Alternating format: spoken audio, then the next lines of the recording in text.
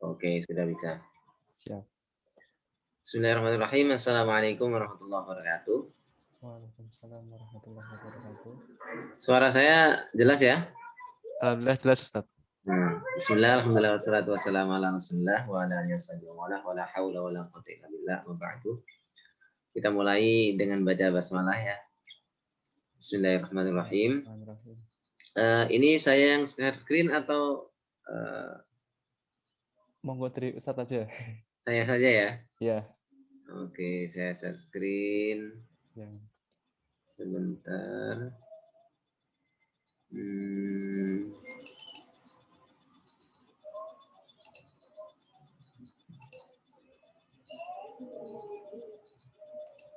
Coba buka bukunya.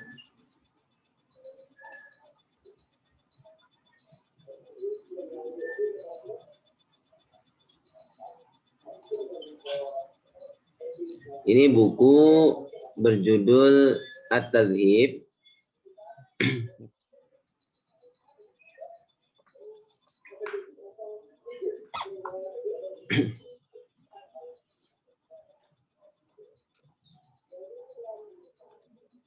Tunggu bentar ya.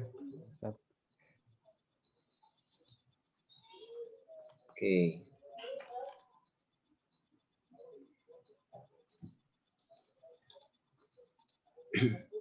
Kelihatan? Kelihatan Ustaz. Nah ini. Ini kitabnya namanya At-Tadhib.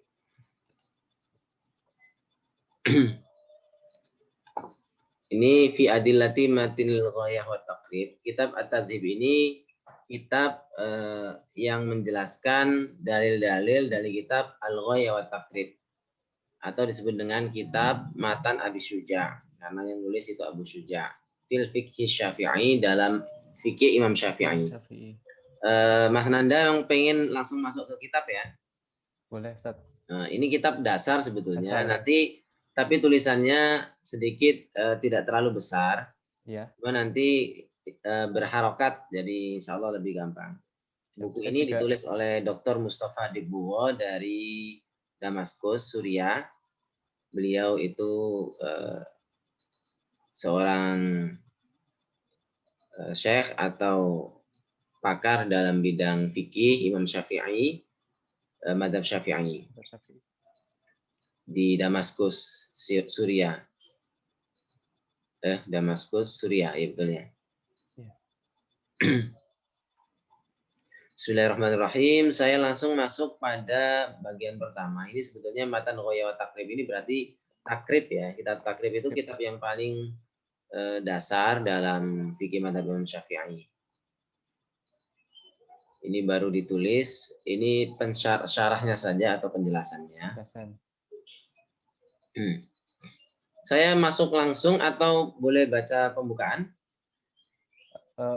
Baiknya aja Ustaz. Saya juga kan mungkin baru juga ini. Saya baca cepat saja. Iya.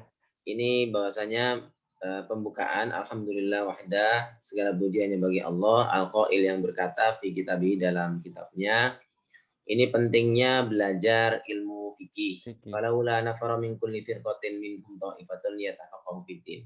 Dalam surat At-Taubah ayat 122 dijelaskan bahwasanya falaula, alangkah baiknya ya, ada atau bagaimana semestinya, nafara min kulli firqatin minhum ta'ifatun. Jadi ada di antara sebagian orang, ini waktu itu kan masanya jihad, perang fisabilillah, tetapi banyak yang berguguran di medan perang. Maka kata Allah Subhanahu wa taala menurunkan ayat 122 di surat At-Taubah ini, ya hendaknya ada di antara kalian, di antara kelompok itu ada beberapa orang yang liyatafaqahu fiddin, yang tidak ikut berperang tapi mereka belajar dalam bidang agama. Jadi ada beberapa kelompok orang yang tidak ikut berperang, tidak terlibat dalam kegiatan-kegiatan kecuali kegiatan untuk belajar, gitu ya.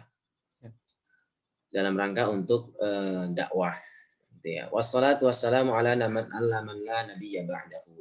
Salawat dan salam pada nabi yang tidak ada nabi setelahnya. Al-qail fi ma utiya fi min jawamil kalim, di mana beliau berkata, perkataan beliau itu singkat padat ya. Kata Nabi, man yuridillahu bi khairan yufaqihu fiddin.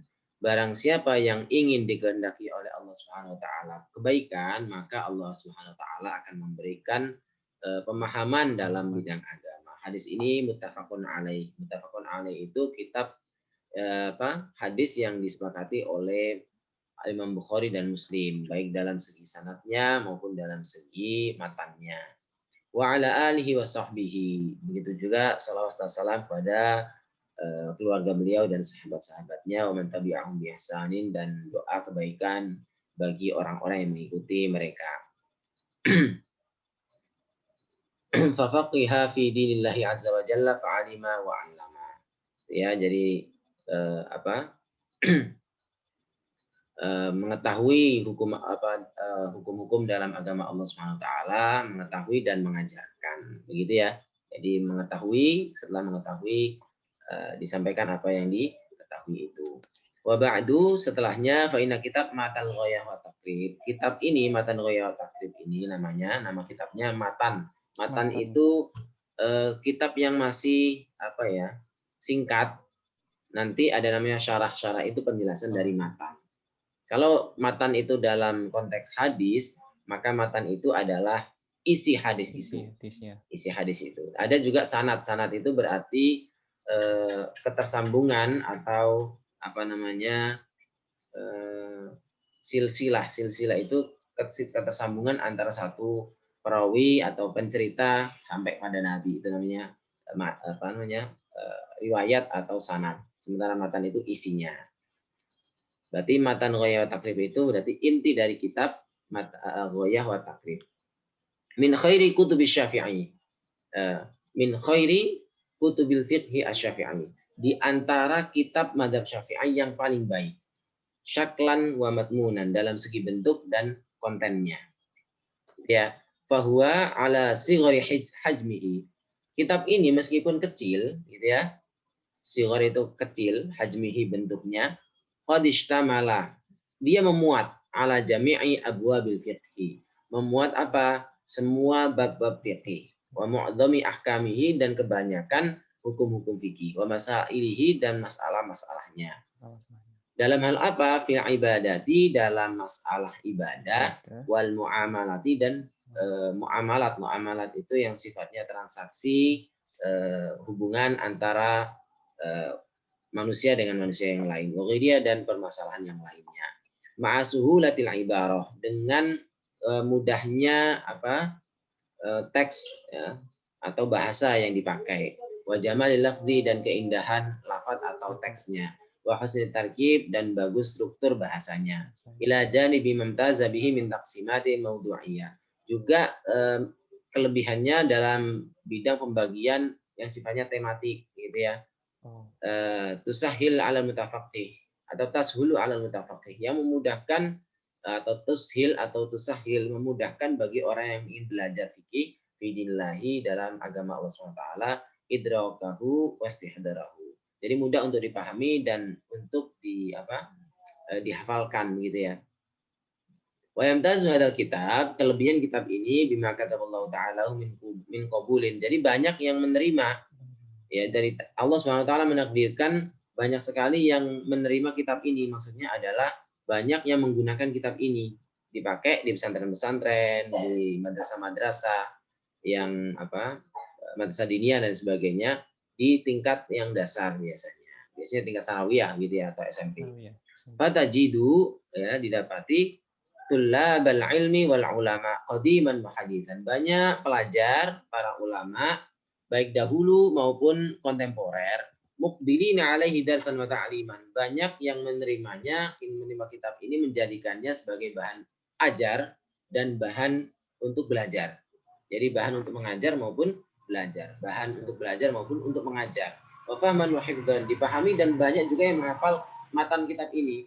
Wa idahan wa syarhan, banyak juga yang menjadikan buku ini sebagai objek untuk disyarah, untuk diperjelas. Jadi mereka banyak menulis buku menjelaskan kitab ini. Di antaranya kitab ini adalah dijelaskan dalam bidang beberapa lafadz yang agak rumit, kemudian yang berikutnya juga dijelaskan dalil-dalilnya. Karena ini sebetulnya tidak banyak muat dalil gitu ya. Dan kitab ini Mustafa Dibbuwa itu banyak menjelaskan beberapa dalil untuk memperkuat ya dalam segi Al-Quran maupun hadisnya, gitu ya. Walamma kana hadzal mukhtasar qasiran, melihat ini mukhtasar itu ringkasan, maksudnya buku ini ringkasan, qasiran itu pendek, ala dzikril ahkam al-fiqhiyah duna ta'arud, di mana hanya menyebutkan hukum-hukum fikih duna ta'arud, tidak masuk ya, tidak merambah, tidak sampai li adillatiha pada dalil-dalilnya. Jadi matan ghaya takrib itu sebenarnya tidak bahas dalil-dalilnya, hanya menyebutkan hukum fikih ini, hukum fikih ini, hukum fikih ini. Wa tullabul ilmi al-yaum tahafu nufusuhum ila akhdil hukm asyar'i mu'ayyadan bidaliliha. Sementara wa tullabul ilmi, banyak pelajar, mahasiswa-siswa pada hari ini yang kontemporer itu selalu ingin mengambil hukum syariat itu ingin diperkuat muayyidan bidalilihi, butuh dalilnya. Rata-rata sekarang pelajar itu tidak cukup hanya hukum-hukumnya, tetapi butuh mana dalilnya supaya ada penguatnya begitu. Roghibtu, kata penulis syarahnya ini, aku ingin an akhdima dinillahi, an akhdima dinallahi ta'ala, aku ingin berbuat untuk melayani agama Allah SWT. Wa qaddim li syabab al-muslim al-mutaqaf, saya ingin mempersembahkan bagi para pemuda muslim yang terpelajar, wa kulla faqihin wa mutafaqih, dan bagi orang yang ingin belajar fikih dan pakar fikih, hadal kitab ini, alladzi yang uhibbuhu, yang aku suka, al-jami'a ya, semuanya ya, wa allafuhu, dan wa allafuhu ya, muzayin bil adillah, dan mengarang ya, muzayyinan diberikan tambahan ya. Jadi kitab ini sudah ada, tetapi saya buat tambahan dengan tambahan bil adillah, dengan dalil-dalil allati taj'aluhum, yang membuat mereka ala basiratin fi dinihim, sehingga ada beberapa pencerahan tambahan gitu ya.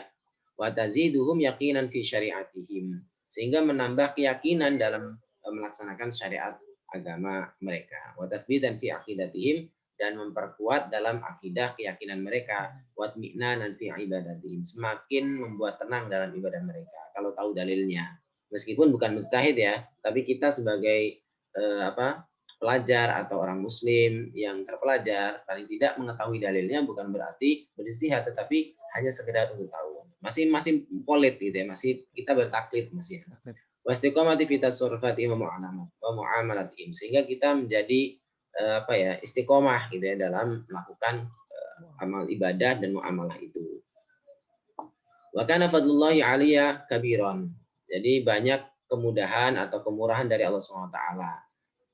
Id wafaqani ila hadzal amal, di mana Allah SWT itu memberikan bantuan, pertolongan untuk melakukan pekerjaan ini, yaitu untuk menulis kitab ini. Ba'daan istasyartu fihi afadil asatidati fil fikri khassatan. Setelah saya meminta nasihat, meminta berdiskusi dengan banyak guru-guru saya dalam bidang fikih khususnya, fi ulumi syariah amatan, dan juga ilmu-ilmu syariat secara umum. Fikih itu lebih khusus, ilmu syariat itu banyak ya yang lain. Dan ini saya juga berdiskusi dengan meminta pendapat dari mereka, para guru-guru saya. Fasurru lahu wa raghibu bihi, fasurru lahu, dan mereka senang, wa raghibu bihi, dan mendorong, wa syaja'u alaihi, dan juga memberikan motivasi untuk melakukan itu. Wa kana amali, ini apa yang dilakukan oleh penulis ini, muktasiran ala dzikril adillah an-naqliyah, hanya menyebutkan dalil-dalil yang sifatnya tekstual, nakli. Nakli itu tekstual dari Al-Qur'an maupun hadis. Min kitabin wa sunnatin wa atharin sahabat. Jadi ada 3. 1, jadi dalil itu kan ada 2, ada akli, ada nakli. Akli itu yang sifatnya rasional, menggunakan akal, nalar, ya, nalar pikiran, akal. Ada yang sifatnya nakli. Nakli itu menukil atau mengutip. Nah, kutipan yang dimaksud adalah dari kitab, Al-Quran, wa sunnah dan sunnah Nabi, wa athar dari sahabat dan perkataan-perkataan para sahabat. Wa qallama ata'arradu li-ta'lilat. Dan sedikit saya masuk pada alasan-alasan yang sifatnya rasional, al-aqliyah yang sifatnya rasional, wal istidlalat al-qiyasiyah. Saya juga tidak banyak menggunakan dalil-dalil qiyas dari menggunakan rasio. Wa in dzakartu syai'an minha ahyanan. Hanya kadang-kadang saya menyebutkan beberapa ya saja, tidak sering, hanya jarang. Wal tazamtu ghaliban al-adillah, dan saya sering menggunakan kebanyakan menggunakan dalil-dalil allati dzukirat fi kutubil madhab, yang kerap kali disebutkan dalam kitab-kitab madhab, maksudnya madhab fikih madhab Imam Syafi'i. Illa, hanya saja, idza wajadtu dalilan aqwa wa udah, jika saya menemukan satu dalil yang kuat dan lebih jelas, adaltu ilaihi wa dzakartuhu, ya. Saya akan menyebut dalil itu gitu ya, dan saya masuk pada dalil itu, memilihnya. Wa akhadtu nafsi, dan saya langsung mengarah ya, arji'a fi hadil adillah ila marji'al asliyah. Saya akan mengambilnya langsung pada referensi aslinya. Ma'amkan dzalika wa khassatan kutubal hadis. Ya, misalnya ada dalil hadis dalam satu kitab fikih, maka beliau mengambilnya langsung dari kitab hadis aslinya. Li'akhudzan nas minha, sehingga saya mengambil hadis, satu matan hadis itu langsung dari kitab aslinya, misalnya kitab Bukhari, kitab Muslim, Musnad Ahmad dan sebagainya.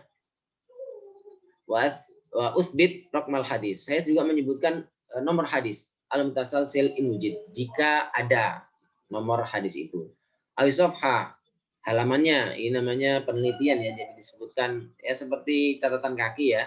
Wal juzuknya berapa ya, bagian berapa, al-mutad fi al hadis, di mana hadis itu disebutkan. Wa qallama a'tamidu ala masdarin akhar fi takhrijil hadis. Saya jarang ya menggunakan atau berpedoman pada satu referensi yang lain dalam mentakhrij. Mentakhrij itu maksudnya menyebutkan kualitas derajat hadis gitu ya. Ini hadis diriwayatkan oleh siapa, dari siapa, dari siapa, begitu ya, takhrij hadis itu. Wa amal ayat, sedangkan ayat-ayat, fa'adkuru, saya sebutkan, raqmaha, nomornya, wasurah, dan suratnya, al-mawjuda fiha, yang ada padanya. Mohon maaf saya terlalu cepat ya. Enggak, Ustaz. Cukup kok. Ya, tidak harus ditulis semua ya. Ini kan hanya bahan. Cuma udayil, kemudian saya berikan catatan kaki atau berikan ya semacam footnote ya, anas, saya berikan teksnya ya, teks hadis, teks Al-Qur'annya, al-mustadal bihi, yang dipakai untuk berdalil, bisyarhin gharibi al-fadhihi, bisyarhi gharibi al-fadhihi, dengan menjelaskan lafaz-lafaz yang asing, maksudnya lafaz-lafaz yang jarang dipakai ya pada keseharian, bihaitsu yashulu fahmu, sehingga mudah dipahami, wa yastabyanu wajul istidlal bihi, sehingga lebih jelas untuk mengambil dalil dari hadis atau dari Al-Qur'an itu gitu ya. Kadang-kadang ada hadis atau ayat Al-Qur'an yang bahasanya itu tidak bisa dipahami secara jelas, sehingga perlu ditafsirkan atau dijelaskan. Hada, demikian, warubbama ta'aratu ahyanan la syarhi ba'di al-fadil matan. Kadang-kadang saya juga masuk pada memberikan penjelasan ya, beberapa mufrodat atau kosakata matan, maksudnya teks buku ini gitu ya. Audikri ba'di ta'arif, saya sebutkan beberapa definisi ya, definisi tertentu yang istilah-istilah tertentu dalam kitab ini saya sebutkan definisinya di catatan kaki. Ini tajal amru jika dibutuhkan. Walam altazim dalika daiman, tetapi itu tidak selalu saya lakukan. Di anni lam aksid syarah kitab, karena saya tidak ingin menjelaskan isi kitab ya, liafrati syuruh lahu, karena sudah banyak yang menjelaskan. Jadi intinya penulis kitab ini, Mustafa Dibuwo ini, lebih banyak memberikan penguatan dalil dari Al-Qur'an maupun dari hadis, dari kitab Matan Ghaya wa Taqrib. Ini lebih jelasnya ya, ini ya, karena ini tinggal 3 paragraf, saya selesaikan juga sekalian. Wa in wajadtu qaulan dha'ifan, jika saya dapati satu qaul, satu pendapat dhaif, dhaifan itu yang lemah, fil matni dalam matan bayantu, saya akan jelaskan mahwal asah wa aqwa. Saya akan jelaskan pendapat yang lebih kuat dan yang lebih benar, gitu ya. Mustarsyidan bi kutubil madhab al-mu'tamadah. Saya menggunakan panduan dari kitab-kitab madhab fikih Imam Syafi'i yang yang dapat diambil, artinya muktabar itu yang bahasa itunya, yang dapat dipakai gitu ya. Intinya yang dipakai oleh kebanyakan para ulama atau pengikut madzhab Imam Syafi'i. Wa rubbama asyatu ilal marji', dan barangkali saya juga akan memberikan petunjuk atau arahan untuk mengambil referensi aslinya. Waqat la usyir, kadang-kadang saya tidak menyebutkan referensinya. Walam yafutni an udhifa ahyan ba'dal ahkam. Dan kadang-kadang saya juga menyebutkan beberapa hukum au adkur ba'dal fawaid, atau menambahkan beberapa faidah, maksudnya poin-poin tertentu yang di luar dari isi kitab. Raghbatan fi itmamin naf'i, untuk memberikan, ya, saya tujuannya itu karena agar lebih dapat memberikan manfaat lebih gitu ya. Waraja'an an yazdalallahu ta'ala al-mathuba wal ajra, agar ya tujuannya adalah dapat tambahan lebih dari saya mendapatkan pahala lebih ya dari Allah Subhanahu wa taala gitu. Wa abqaitul asla ala halifi ali as-safahat. Saya tetap ya menyebutkan matan Ghoya wa Takrib ini kitab aslinya, tidak ada perubahan. Ya, saya tidak mengubah ya fi ali safahat, pada bagian atas setiap halaman. Ya, nanti ada potongan di sini, ada garis gitu ya. Nah, kitab yang di atas, tulisan yang di atas itu matanya, syarahnya di bawah penjelasannya. Wa ja'altu amali hawashi. Saya menjadikan hasil kerja saya ini atau penulisan saya ini hawashi. Hawashi itu di catatan kaki saja. Data arqamin asfaluha. Ada nomor di bawahnya. Wa samaitu, dan saya menamainya kitab ini at-tadhib. At-tadhib fi adillati matnil ghaya wa takrib. Gitu ya. Ini nama kitabnya ya, At-Tadhib fi Adillati Matnil Ghaya wa Takrib. Kitab At-Tadhib menjelaskan dalil kitab Matan Ghaya wa Takrib. Musyiran, dengan memberikan isyarat, illa annal adillah, bahwasanya dalil-dalil khuyutun dahabiyah. Itu khuyut itu benang-benang emas. Tantazimu al-ahkamu asyariyah wa tuwasyihuha. Jadi dalil-dalil ini dapat menyusun gitu ya, menyusun dan menertibkan hukum-hukum syariat gitu ya, dan memberikan lebih jelas lagi ya. Wallahu taala, pada Allah Subhanahu wa taala, an as'ala an yaj'al amali hadza khalisan liwajhi. Mudah-mudahan hasil kinerja saya ini ikhlas hanya untuk Allah Subhanahu wa taala. Wa yaqbaluhu, dan mudah-mudahan terima sedekatan jariyatan, sebagai sedekah jariyah li, bagiku, wali walidayya, dan kedua orang tuaku, waliman lahu hakun aliyah, dan bagi siapa saja yang memiliki hak atasku. Innahu ala ma yasha'u qadir, sesungguhnya itu semuanya bagi Allah sangat maha kuasa, bil ijabati jadir, dan mudah-mudahan Allah SWT dapat memberikan ijabah atau diterima. Mustafa Dibugho, ini penulisnya Mustafa Dibugho. Ini 1300, 1900 ya. Kalau dilihat dari tahun Masehi ini, di kitab ini tulis pada tahun 1978 Masehi. Oke, kita masuk pada inti kitab. Ini pada halaman ini, kitab ini masih ada pembukaannya. Kalau tadi itu pembukaan dari pensyarah, ini pembukaan dari penulis kitab asli. Ya, ini pendek, hanya 1 halaman. Ini kitab aslinya. Kitab aslinya Matan Ghaya wa Takrib, ini pembukaannya. Alhamdulillahirabbil alamin, wassallallahu ala sayyidina Muhammadin wa alihi tahirin wa sahabati ajma'in. Saya tidak terjemahkan. Qala al-Qadi Abu Syuja'. Al-Qadi itu hakim. Jadi Abu Syuja' itu penulis kitab Matan Ghaya wa Takrib. Abu Syuja' berarti bapaknya Syuja'. Namanya Qadi Ahmad. Qadi itu hakim. Hakim namanya, jadi hakim pengadilan gitu ya, pengadilan agama gitu ya, kalau di sana. namanya Ahmad bin Husain bin Ahmad Al-Asfahani. Al-Asfahani, kalau dilihat dari Al-Asfahani, ini berarti sekarang itu di daerah Iran atau Irak. Al-Asfahan. Al-Asfahan itu daerah Irak atau Iran. Persia lah gitu ya, daerah Persia. Kalau sekarang sih insya Allah, kalau nggak salah, antara Iran apa Irak gitu ya. Rahimahullah ta'ala. Ini namanya Qadi Ahmad bin Husain bin Ahmad Al-Asfahani. Sa'alani ba'dul asdiqa, beberapa kawan bertanya atau meminta kepadaku, hafizahumullah ta'ala. Meminta kepadaku apa? An a'mala mukhtasaran. Aku membuat satu kitab ringkasan fil fikhi, dalam kitab fikih ala madhabil Imam Asy-Syafi'i, menurut madhab Imam Asy-Syafi'i rahmatullahi taala alaihi wa ridwan. Semoga Allah Subhanahu wa taala merahmati dan memberikan ridhonya kepada Imam Syafi'i. Fi ghayatil ikhtisar, dengan tulisan yang sangat ringkas, wa nihayatil ijaz, dan sangat-sangat padat gitu ya. Tujuannya apa? Liyaqruba 'alal muta'allim darsu, supaya bagi pelajar untuk mudah ya mendekatkan diri pelajar untuk mempelajarinya. Wa yashula 'alal mubtadi' hifdzuhu, supaya bagi pemula mudah untuk menghafalkannya. Jadi dibuat singkat-singkat dan padat gitu ya. Wa an uktsira, dan saya perbanyak fihi, di dalamnya, minat taksimat, pembagian-pembagian, wa hasril khisal. Apa itu hasril khisal? Di sini ada terjemahannya. Hasril khisal maksudnya adalah, mana di sini ada nomor 3. Jam'u khoslah wal murad al masail fikih al muhtaj ilaiha. Maksudnya adalah di sini kata khisal ini jamaknya khoslah. Yang dimaksud adalah permasalahan-permasalahan fikih yang dibutuhkan. Jadi hanya menyebutkan permasalahan-permasalahan yang inti saja.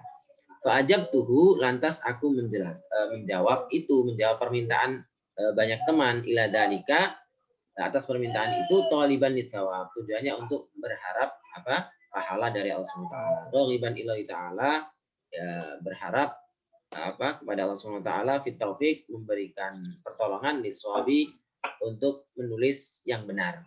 Innahu ala ma yasha'u qadir, sungguhnya Allah Subhanahu wa taala Maha kuasa. Wa bi ibadihi latifun khabir, dan kepada hamba-hambanya Allah Subhanahu wa taala itu Maha lembut dan Maha waspada, atau Maha menyaksikan dengan begitu awasnya gitu ya. Nah, yang dilakukan oleh Mustafa Dibugho ini menjelaskan ini yang tidak jelas, ini diberi penjelasan. Misalnya ini di sini kata mukhtasaran. Apa itu mukhtasaran? Wa ma qalla lafdhu wa kathura ma'nahu. Sedikit kata-katanya tetapi maknanya banyak. Itu ikhtisar. Ya, di sini mukhtasar ya gitu-gitu. Ringkas tapi padat, itu mukhtasar. Ijaz, apa itu ijaz? Ijaz itu artinya wal ijaz qaribun minhu. Jadi ijaz itu artinya adalah ya ringkas tapi padat gitu ya, mendekati ikhtisar gitu ya. Oke, kita masuk pada kitab aslinya, langsung pada kitab inti. Pembelajaran pertama. Kita sudah 30 menit pertama membahas tentang muqaddimah. Jadi intinya ini ada 2 muqaddimah. Muqaddimah pertama dari dari Mustafa Dibugho. Beliau ini ulama pakar fikih madzhab Syafi'i kontemporer. 1900-an, 1970-an dia itu menulis kitab ini. Artinya masih kontemporer. Dan pembukaan kedua itu dari penulis aslinya. Beliau menulis itu karena ada permintaan dari beberapa orang yang membutuhkan satu kitab yang ringkas padat supaya mudah dipahami, tidak banyak cabang-cabang, tapi pembagian-pembagian yang ringkas padat. Kemudian yang berikutnya beliau itu menulis kitab ini supaya mudah dihafalkan gitu oleh para pelajar pada umumnya. Pembahasan pertama itu kitab Thaharah. Pembahasan kitab tentang bersuci. Ya, kitab Thaharah itu satu pembahasan kitab dalam At-Thaharah, bersuci. Kitab Thaharah, kitab bersuci. Coba di sini dilihat, ini sangat singkat padat.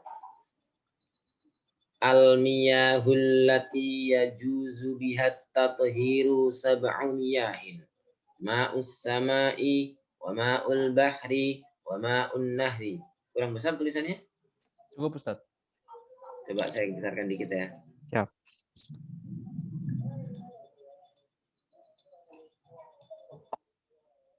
Coba 250. Oke. Nah, ini lebih besar ya. Siap. Oke. Ada harokatnya Kak, jadi gampang. Bismillahirrahmanirrahim. Al-miyahu itu jamaknya al-ma'u. Al-ma'u artinya air. Jadi pembahasan tentang pembagian air. Al-miyahu air-air allati yang yajuzu bisa biha dengan air-air tersebut bisa dipakai apa? At-tadhiru bersuci. Jadi air ya beberapa air yang bisa dipakai atau digunakan untuk bersuci itu ada sab'u miyahin, ada 7 macam air. Ya, jadi air yang bisa dipakai untuk bersuci itu ada 7 macam air. Ini saya bahas dalam segi tata bahasa ya. Ini al-miyahu ini dalam bahasa Arab sebenarnya mirip dengan bahasa Inggris, tetapi bahasa Inggris dan bahasa Indonesia itu cenderung sama tata bahasanya. Kalau bahasa Arab itu agak berbeda. Kalau bahasa Arab itu jumlah atau dalam bahasa Inggrisnya sentence, bahasa Indonesianya itu kalimat, itu dalam bahasa Arab namanya al-jumlatu terbagi 2. Al-jumlatu itu kalimat dalam bahasa Arab terbagi 2, jumlah ismiyah dan jumlah fi'liyah. Jumlah ismiyah itu adalah kalimat yang didahului oleh kata benda. Yaitu isim. Ya, isim itu kata benda. Sementara jumlah yang kedua adalah jumlah fi'liyah. Jumlah fi'liyah itu jumlah yang diawali oleh kata kerja. Fi'il, kata kerja. Ya, gitu ya. Sehingga bisa diambil kesimpulan bahwasanya jumlah atau dalam bahasa Indonesianya kalimat itu terbagi 2. Yang pertama adalah jumlah ismiyah, berarti jumlah yang diawali oleh isim atau dalam bahasa Indonesia kata benda. Yang kedua adalah jumlah fi'liyah, yaitu kalimat yang didahului oleh kata kerja atau fi'il. Itu ya ada 2. Nah, ciri-ciri isim itu diawali dengan al atau yang menunjukkan benda, makna benda. Sementara fi'il yaitu pekerjaan. Oke, kita masuk pada contoh. Pada paragraf pertama. Al-miyahu. Al-miyahu tadi artinya apa? Air. Air berarti kata benda. Kata benda. Karena di sini kata benda, maka di sini jumlah isimnya. Isim ya. Isim. Nah, jumlah ismiyah itu kata pertama disebut dengan mubtada. Ya. Kemudian yang dijelaskan oleh mubtada namanya khobar. Khobar itu penjelasan dari mubtada. Jadi ada mubtada, ada khobar. Mubtada itu yang mengawali. Mubtada itu artinya mengawali. Mubtada ya, yang mengawali. Mengawali apa? Jumlah ismiyah. Namanya mubtada. Sementara khobar itu penjelasan. Khobar itu kan kabar. Kabar itu kan penjelasan. Daripada apa? Penjelasan daripada mubtada itu. Oke. Kita lihat. Al-miyahul lati yajuzu biha tathiru. Ini berarti masih mubtada ini ya. Air-air yang boleh dipakai untuk bersuci. Sab'u miyahin itu. Nah, ini khobarnya di sini. Khobarnya di situ. Sab'u miyahin ada 7 macam air. Gitu ya. Ya, ini model-model jumlah ismiyah ini. Ini mubtadanya, ini khobarnya. Ya, begitu ya. Dan mubtada itu ditandai dengan diakhiri dengan dhammah di akhir. Namanya rofa. Rofa. Ini belajar nahwu juga ini ya. Iya. Sedikit-sedikit aja ya. Hanya pembukaan saja, hanya mukadimah saja, tidak masuk pada yang rumit-rumit, yang sederhana-sederhana saja. Jadi ciri dari mubtada itu diakhiri dengan dhammah. Ya, diakhiri dengan dhamma. Namanya i'rab ya, rafa namanya. Kemudian khobar juga sama. Khobar itu diakhiri dengan dhammah. Sab'u. Makanya di sini penting ini, harokat akhir ini. Ini namanya rafa. Rafa itu tandanya dhammah. Rafa itu angkat. Angkat itu berarti di atas. Dan di atas itu maksudnya adalah dhammah. Al-miyahu mubtada. Sab'u khobar. Baik mubtada maupun khobar, dua-duanya rafa. Rafa itu dhammah. Ya. Oke, selesai untuk bahasan pertama. Al-miyahul lati yajuzu biha tathiru, air yang yajuzu bisa biha dengan air itu at-tathiru dipakai bersuci, itu ada berapa? Sab'u miyahin, ada 7 macam air. Al-miyahu atau miyah ini jamak dari ma'un, ya, air. Apa saja air itu? Yang pertama ma'us sama'i. Yang pertama adalah air langit.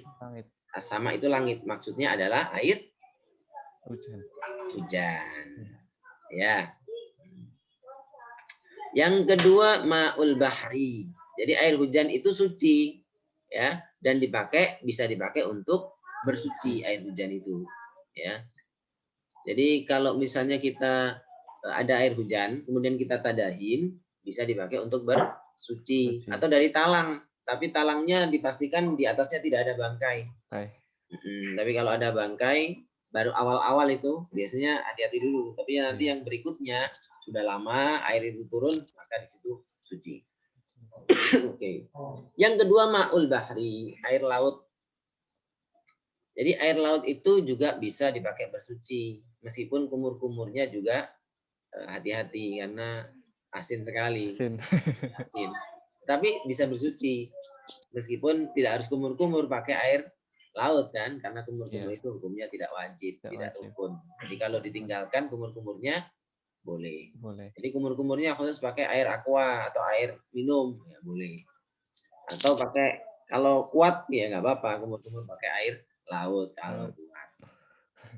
Yang ketiga ma'un nahri. Air sungai. An-nahri sungai. Ini kalau bisa satu paragraf ini hafal kalau bisa ya. Dan artinya. Insya Allah Ustaz. Nanti dibaca dan diterjemahkan. Wa ma'un nahri, air sungai. Wa ma'ul bi'ri, dan air sumur. Al-bi'ri sumur. Gitu ya. Oke, saya minum dulu ya. Siap Ustaz. Bismillahirrahmanirrahim.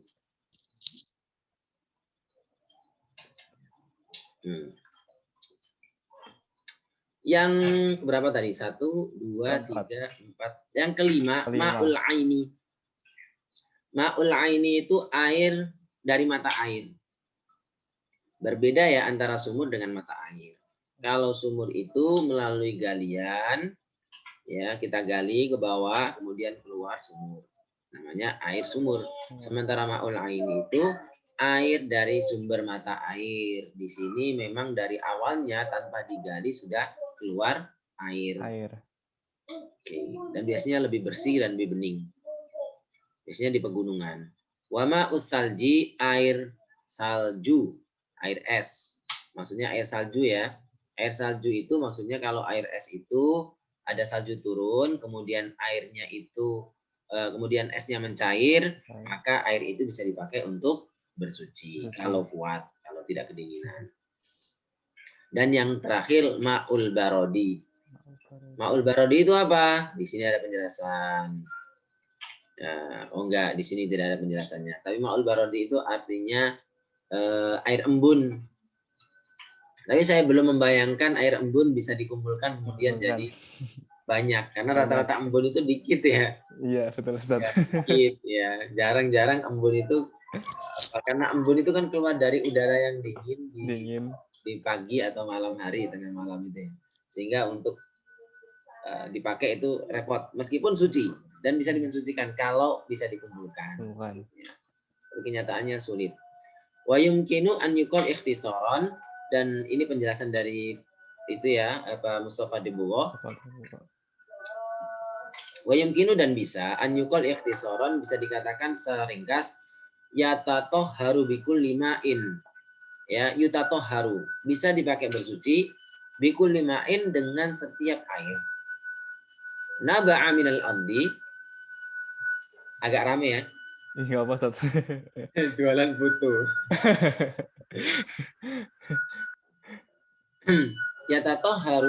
Yutatoharu bikul limain naba'a minal ardi.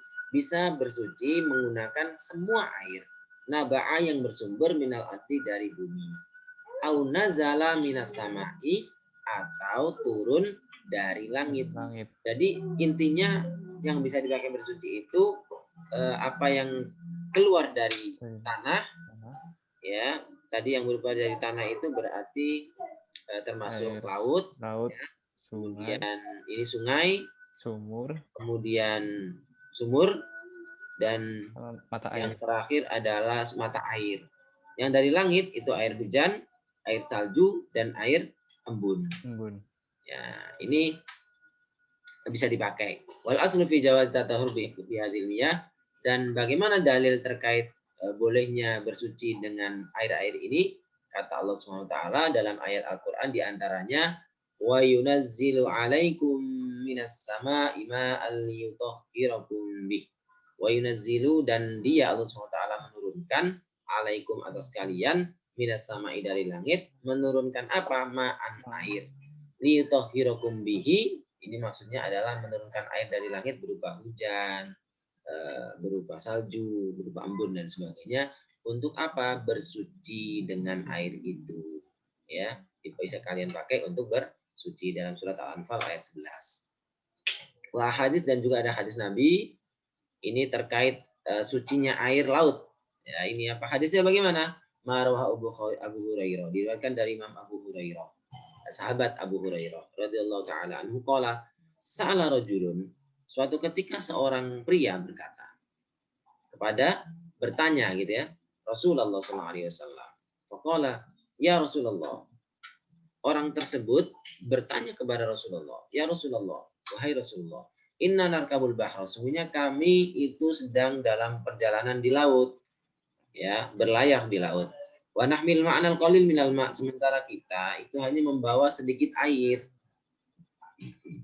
Fa in tawaddu'na, jika kita pakai untuk bersuci, fa in tawaddu'na bihi atashna, jika kita pakai untuk berwudu air tersebut, atashna, kita kehausan.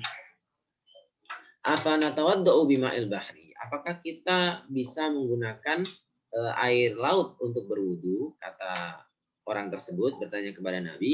Faqala Rasulullah SAW, lantas Rasulullah SAW berkata atau menjawab, wa tahuru ma'uhu, air laut itu laut itu atau huru suci, ya, dan mensucikan, ma'uhu airnya. Jadi air laut itu suci dan mensucikan, ya, suci dan bisa mensucikan, dipakai untuk bersuci. Al-hillu dan halal maitatuhu, bangkai laut, maksudnya bangkai laut itu maksudnya adalah bangkai ikan, ya, maupun beberapa binatang laut lain yang bisa dimakan. Itu meskipun tidak disembelih, itu langsung bisa dimakan, gitu ya. Misalnya kerang tidak perlu disembelih dulu, gitu ya, satu-satu disembelih, gitu. Ya, nggak perlu disembelih, gitu ya. Oke, ini maksudnya al-hillu maitatuhu ayyuk kaluma matafi, maksudnya bisa dimakan yang mati, min samakin wa nahwi, seperti ikan dan sejenisnya. Itu didabhin tanpa harus disembelih terlebih dahulu, gitu ya. Ini hadisnya. Jadi ini ada dalilnya. Ini si pensyarah atau pemberikan namanya kitab syarah ini atau adillah dalil-dalil ini diberikan oleh namanya Dr. Mustafa Debuwo. Namanya. Oke, selanjutnya pembagian air dalam segi suci atau mensucikannya. Ya, kalau tadi pembagian air dalam segi yang bisa dipakai untuk bersuci secara umum itu ada 7 macam air. Kemudian bagian kedua, ya, ini insya Allah yang terakhir ya. Tsummal miyahu, kemudian macam-macam air itu terbagi ala arba'ati aqsam. Ada 4 macam air. Ya, 4 macam atau jenis air. Ya, kalau yang tadi itu ada 7 bentuk air. Bentuk air yang bisa dipakai bersuci. Kalau ini adalah jenisnya, macam-macamnya. Yang pertama tohirun mutohirun ghairu makruhin. Jenis yang pertama yaitu tohirun mutohirun. Suci, tohirun itu suci, mutohirun mensucikan. Ghairu makruhin, yang tidak makruh dipakai. Jadi ini air yang namanya wahwal ma'ul mutlak, yaitu air yang mutlak. Air mutlak itu air yang suci. Ya, air yang pertama itu suci, mensucikan dan tidak makruh ketika dipakainya. Jadi ini ya air yang jenis yang pertama ini jenis yang paling tinggi derajatnya. Gitu ya. Airnya suci, bisa dipakai mensucikan dan tidak makruh kalau dipakai. Gitu ya. Tidak makruh itu ya berarti ya mubah, bisa jadi ya mustahab yang dianjurkan. Makanya disebut dengan al-ma'ul mutlak, air yang mutlak. Apa itu air mutlak? Di sini wal aslu fi tahuriyati al-ma'ul mutlak marwal Bukhari. Ini sebenarnya bukan penjelasan ya, tetapi lebih banyak pada penjelasan dalilnya. Kalau tanya mana dalilnya? Ya zaman sekarang kan mana dalilnya? Iya. Nah, ini dalilnya. Ini. Ini pembahasannya ini agak penting ini, kitab ini. Diriwayatkan dari Imam Abu Hurairah radhiyallahu taala anhu, qama a'rabiyyun fabala fil masjid. Ini hadis bisa dipakai dalam berdakwah ini. Biasanya dipakai. Suatu ketika seorang pria A'rabi, Badui, itu berdiri. Fabala fil masjid, berdirinya di mana? Berdiri di masjid, lantas buang air kecil. Faqama ilaihin nas liyaqa'u bihi. Lantas orang-orang pun heboh. Ya, kemudian banyak menghadiknya, mengerubuni dia. Meneriakinya, gitu ya. Marah-marah kepada orang tersebut. Faqala Nabi sallallahu alaihi wasallam, maka Nabi Shallallahu Alaihi Wasallam berkata kepada orang-orang tersebut yang hendak memarahi siapa, si Badui ini yang sedang kencing di masjid. Da'uhu, biarkan dia, biarkan lanjut. Kalau kencing zaman dahulu masjidnya kan menggunakan tanah atau ya. Kalau sekarang pakai lantai. Sebenarnya nggak ada bedanya, nggak ada bedanya.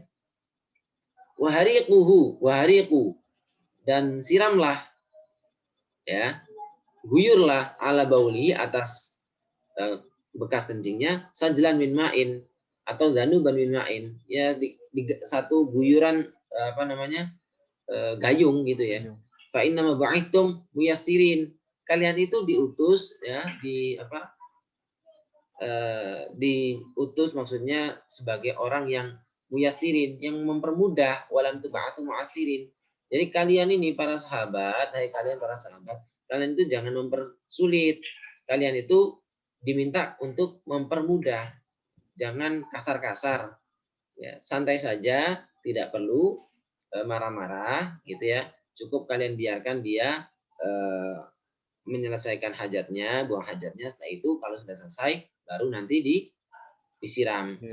Ini kalau dalam segi dakwah ini bermanfaat ya bagi orang yang sedang Arabi ini. Dia karena tidak dimarahi, dia akan semakin dekat gitu pada masjid atau pada Nabi. Sementara dalam bidang kesehatan, ini kalau misalnya orang lagi buang air kecil kemudian di tengah-tengahnya diputus, maka akan membahayakan kesehatannya.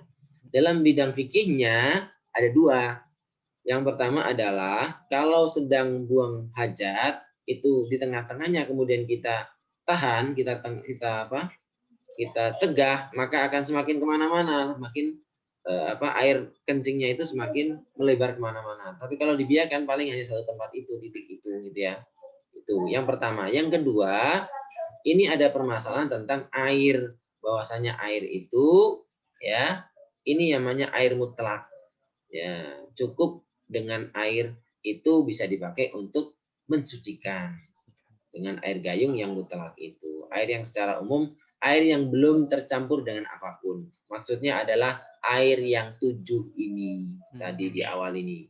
Ini namanya air mutlak. Air mutlak. Gitu ya. Ya, air mutlak itu ya air yang 7 ini gitu ya. Air yang kedua, wa tahhirun mutahhirun makruh. Jenis air yang kedua yaitu air ini bersuci, ya suci. Wa mutahhirun dan bisa dipakai mensucikan. Tapi levelnya makruh. Bisa dipakai bersuci tetapi hukumnya makruh. Makruh itu tidak terlalu disukai untuk dipakai bersuci. Apa itu? Wa huwal ma'u. Apa ini? Al-musyammas. Air yang sudah dijemur dengan matahari. Gitu ya. Ini dalam kesehatan. Al-musakhon fi ina'in min ma'dinin bihari syamsi. Maksudnya adalah air yang dipanaskan dalam satu wadah yang terbuat dari tembaga. Bihari syamsi, kemudian kena matahari, sinar matahari. Wa karahatu lima qila min annahu yusabbibu maradul baras au yuziduhu. Wa yakunu makruhan illa idza istumila fil badan wa kana fi qatri halin kal hijaz. Ini maksudnya adalah dalam segi kesehatan kurang bagus. Karena apa? Dapat menyebabkan kulit itu ya tidak bagus bagi kulit, penyakit kulit, ya, atau memperparah penyakit di kulit, ya. Walaikun makruhan dan tidak dimakruhkan kecuali idza stu'mila fil badan wa kana fi qatri harin kal hijaz. Dan ini tidak makruh, ya, kecuali ya walaikun makruhan dan tidak makruh kecuali idza stu'mila fil badan, ya, dipakai di badan di daerah-daerah yang panas seperti Hijaz. Hijaz itu daerah di Saudi gitu ya. Jadi intinya air ini, air yang sudah dipanaskan dengan matahari dan menimbulkan dampak yang kurang baik bagi kesehatan kulit itu makruh, begitu ya. Meskipun boleh dan tetap suci dan bisa mensucikan, artinya air tersebut masih bisa dipakai untuk berwudu ataupun mandi besar gitu ya, tetapi tidak dianjurkan. Kemudian yang ketiga, wa tahhirun ghairu mutahhirin. Yang ketiga itu suci. Airnya suci. Ya kalau kayak gini nih, ini termasuk air suci mensucikan. Gitu ya. Ya. Yang ketiga, tohirun, dia suci, ghairu mutahhirin, tapi tidak bisa dipakai untuk mensucikan. Ini jenis ketiga. Kalau jenis pertama dan kedua masih bisa dipakai mensuci. Level pertama yang mutlak, level kedua yang makruh. Level ketiga air yang suci tetapi tidak bisa dipakai mensucikan. Apa itu? Contohnya wal ma'ul musta'mal, air yang sudah dipakai untuk bersuci. Kita berwudu ya, bekas air wudu kita di bawahnya itu, bekasan kita itu namanya air musta'mal. Itu air itu suci tapi tidak bisa dipakai untuk bersuci lagi. Gitu ya. Wal mutaghayyiru bima khalatahu minat tahirat. Yang kedua, contoh yang ketiga ya, contoh yang tahirun ghairu mutahhir, itu air yang sudah berubah dengan tercampur minat tahirat dari beberapa bahan yang sebetulnya suci. Contohnya air dicampur dengan jus, dicampur dengan sirup. Air itu kan suci, sirup juga suci.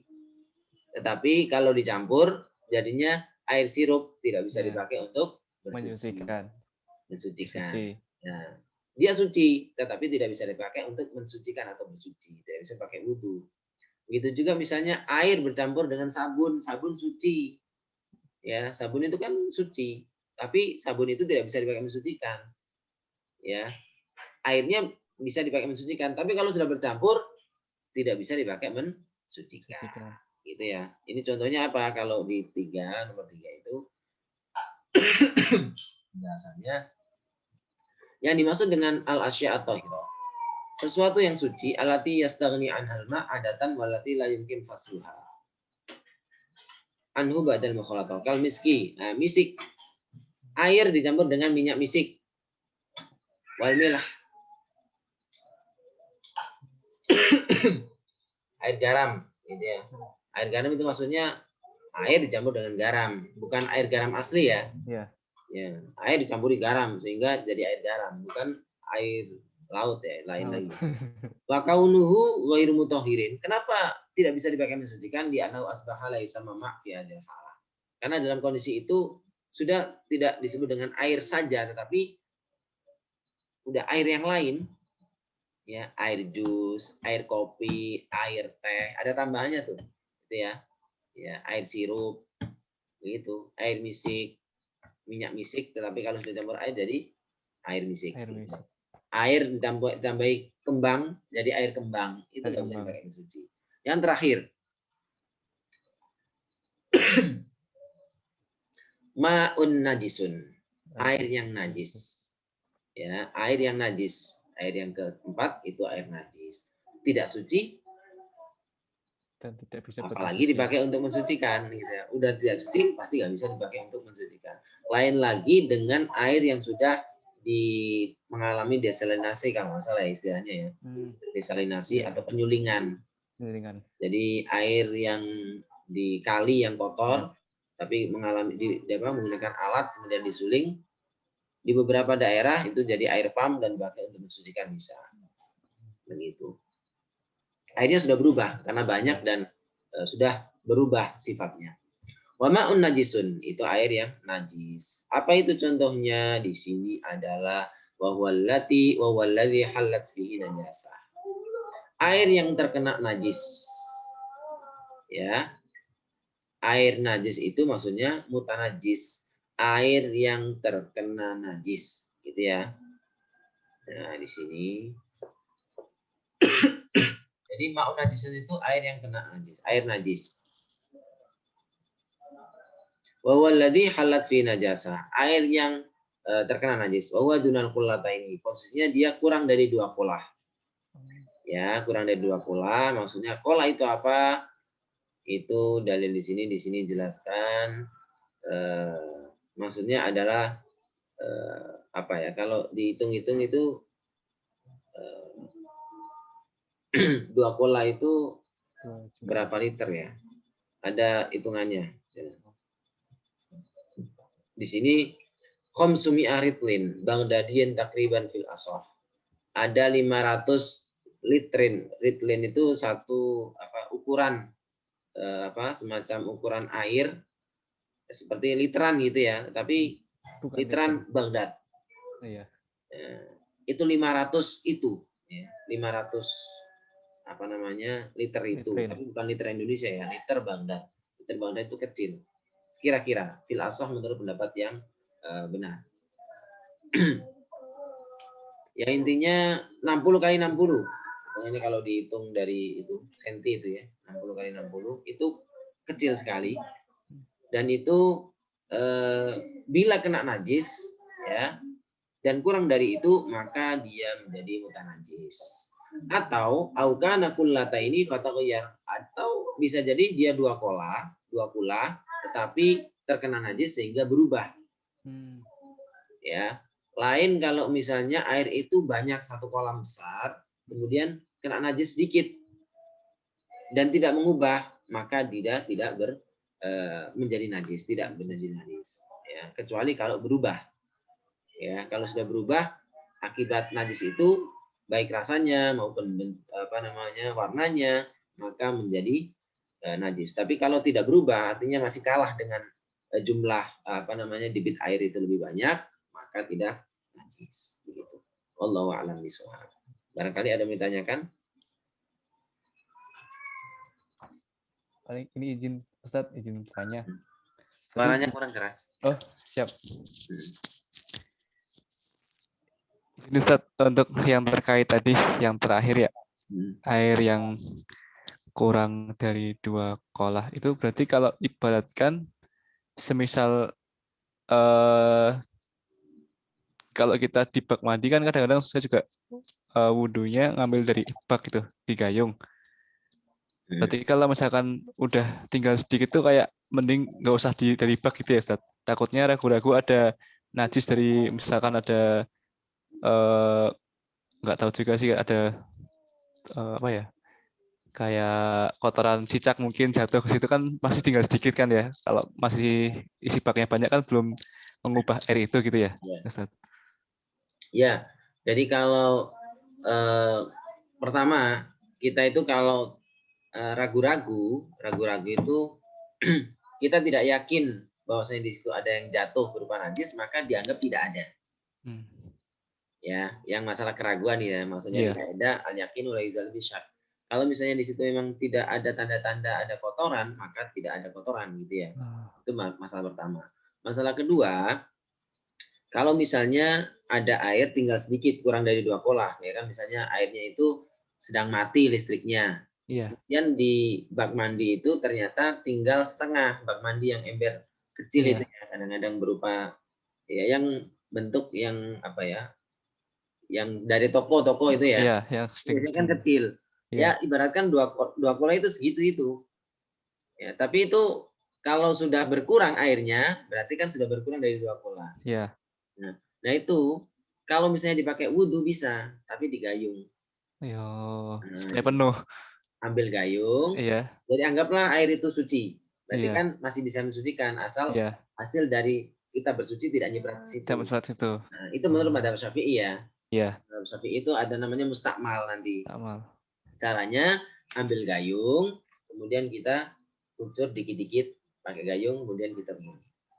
Ya, misalnya ambil di gayungnya dikucurkan, kemudian kita kumur-kumur, kemudian kita ambil muka, kucur lagi, airnya kita ambil lagi, kucur lagi, taruh di sini, kucur lagi, dikit-dikit aja nanti cukup. 2 gayung saya sudah cukup sebetulnya. Gitu. Itu menurut madzhab Syafi'i. Dengan apa? Dengan syarat hasil dari bekas wudhu kita itu tidak nyiprat ke dalam masuk ke dalam gayung tadi. Ke gayung maupun ke dalam air yang kurang dari 2 kolah itu. Nanti jadi mustakmal. Begitu. Begitu ya. Kecuali kalau tadi airnya di atas 2 kolah, maka air itu tidak menjadi mustakmal. Begitu. Siap, jasa kalau Ustaz. Ya, mungkin ada pertanyaan lain? Izin satu lagi Ustaz. Ya, silakan. Jadi terkait masalah toharoh yang dari air ini belum membahas tentang apakah boleh air mengalir atau bukan air mengalir ya Ustaz. Nanti ada bahasan sendiri ya. Ini sebetulnya ini termasuk sebetulnya. Ya, air mengalir atau tidak mengalir itu kan nanti tergantung debitnya. Jadi debitnya. Jadi kalau airnya itu di atas 2 kolah yang banyak sekali gitu ya, yaitu nggak masalah. Yang ada larangan khusus itu apa ya? Air yang tidak mengalir itu memang kurang bagus. Kurang bagus dalam segi kesehatan juga. Apalagi kalau di kolam renang, mohon maaf. Aslinya sih suci, meskipun dipakai mandi juga suci. Tapi ya mohon maaf, kadang-kadang ya orang iseng-iseng banyak yang buang air di situ, nggak kelihatan. Ya kalau cuma 1 orang sih nggak mengubah. Kolamnya besar. Tapi kalau banyak kan kita tahu. Tapi rata-rata kolam renang itu airnya ngalir ya. Ngalir, Ustaz. Yang ngalir, sehingga kemungkinan dia akan berganti terus. Khususnya di daerah-daerah kolam renang di apa ya, di pegunungan itu biasanya. Yang dari mata air. Ya, dari mata air itu rata-rata pergantian terus ya, sehingga dia tidak najis, bisa pakai wudhu di situ. Artinya kalau bercampur dengan air najis, maka itu kalau mengalir nggak apa-apa. Tapi kalau tidak bercampur dengan najis, ya tidak apa-apa. Gitu. Tapi tetap saja air yang pertama tidak ganti-ganti itu kurang bagus dalam kesehatan. Nanti jatuhnya pada makruh tadi. Makruh. Ya, belum dibahas di sini. Iya. Minggu depan, kalau malam Rabu ada kegiatan nggak? Malam Rabu, Malam Rabu, ini kan malam Rabu ya. iya. Nah, Rabu malam Kamis. Rabu malam Kamis, saya ada les Ustadz. Oh, ya udah. Tapi kalau misalkan Kamis malam Jumat malah bisa. Monggo Ustadz. Kamis malam Gimana? Jumat, saya kadang-kadang ada kegiatan. Oh, Ya udah nggak apa-apa malam Selasa.